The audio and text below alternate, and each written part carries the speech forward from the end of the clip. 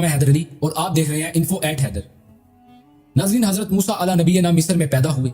आप अलैहिस्सलाम के वालिद का नाम इमरान था। उस वक्त मिस्र पर फिरौन की हुकूमत थी।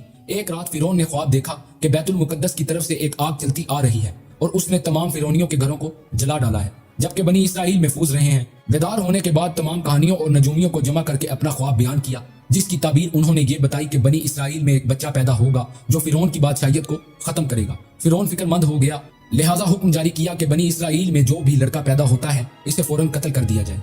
तमाम नौमौलूद बच्चों को कत्ल कर दिया गया, लेकिन अल्लाह रब्बुल इज्जत जो चाहता है वो होकर रहता है। इन हालात में हजरत मूसा अला नबीना की विलादत हुई। अल्लाह ने वही के जरिए हजरत मूसा अलैहिस्सलाम की वालिदा को समझाया कि बच्चे को एक संदूक में बंद करके दरियाए नील में डाल दे। तू रंज और फिक्र ना कर, हम उसे अपने पैगंबरों में से बनाने वाले हैं। संदूक पहुंचता हुआ फिरौन के महल में पहुंचा तो नौकरों ने संदूक को लेकर आसिया के पास पहुंचाया। आसिया चूंकि बे औलाद थी, जब उन्होंने इतना खूबसूरत और हसीनो जमील बच्चा देखा